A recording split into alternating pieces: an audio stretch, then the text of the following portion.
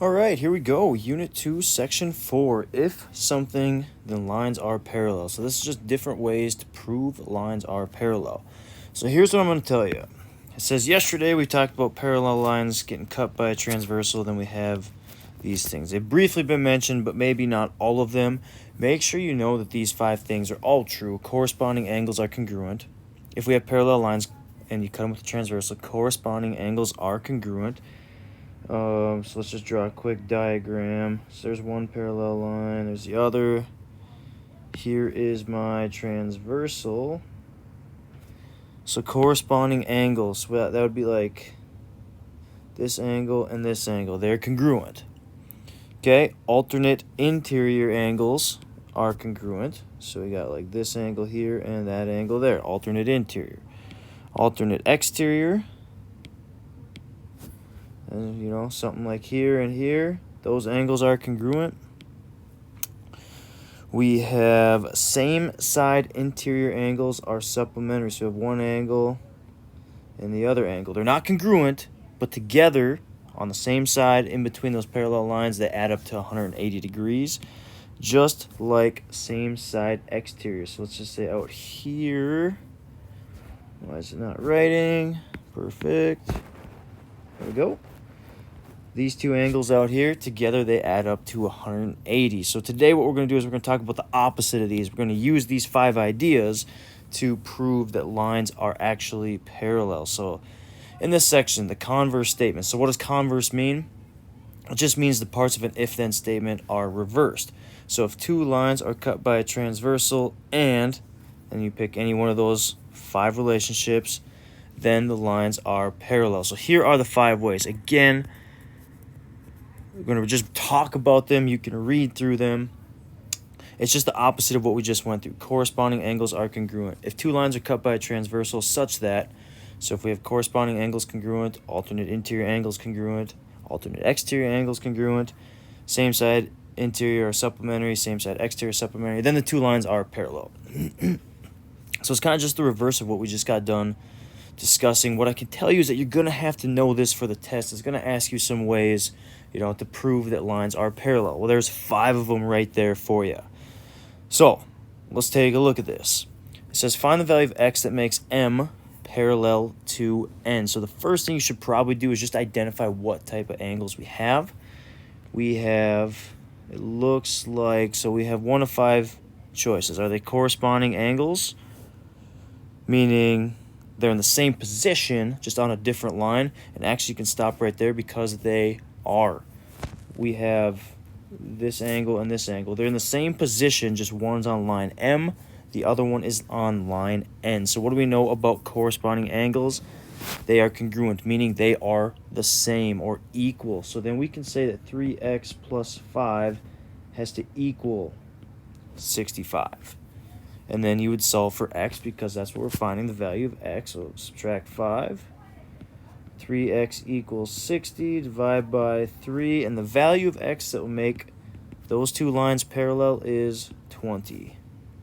Okay, because once you plug 20 back in right here, you'd get 65 degrees up here, 65 down there, which is the very first way we can guarantee a line is parallel. Lines are parallel.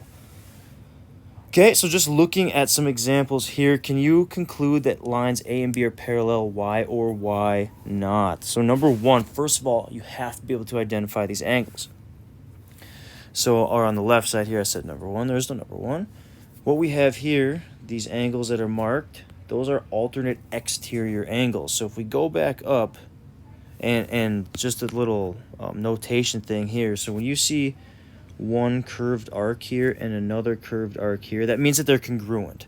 Just like if I said there's 2 arcs here and 2 arcs here, I'm telling you that those 2 angles are congruent.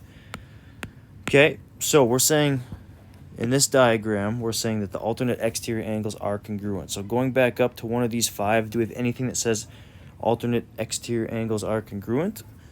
And hopefully you would tell me, hey, number 3 here says that if alternate exterior angles are congruent, then the 2 lines are parallel. So we actually have enough information to say yes. And I'm just going to write a little note. I'm just going to put number 3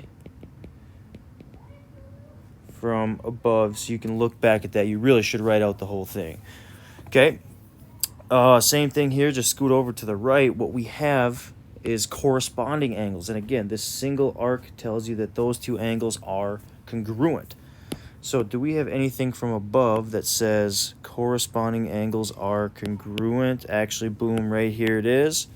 Number 1, then the two lines are parallel. So we can say yes. And again, I'm just going to put this note number 1 from above.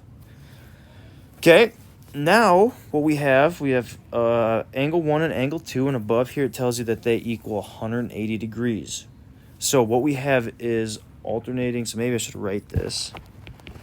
Alternating exterior angles, and then here's the congruent symbol. Here's what we're saying here. We have corresponding angles are congruent. Here's what we're saying here. We're saying alternate interior angles are supplementary.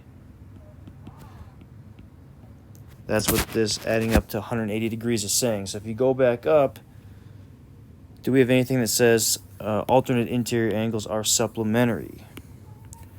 Alternate interior angles are congruent. Same side interior angles are supplementary. So no, we do not. So we cannot say that we have enough to prove that those two lines are parallel. They might be, but we don't have enough information. So recall the transitive property. If A equals B and B equals C, so then we can just jump from A to C, then those two are equal. Okay, the transitive property of parallel lines also works if line P and Q, so right here and right here, if those are parallel and Q and R are parallel, then same idea, we can jump right to the ends and say that P and R are parallel. This is just another way that you can show. So here's a 6th way. I gave you 5 right here. Here's way number 6 to show that two lines are parallel. And that is it.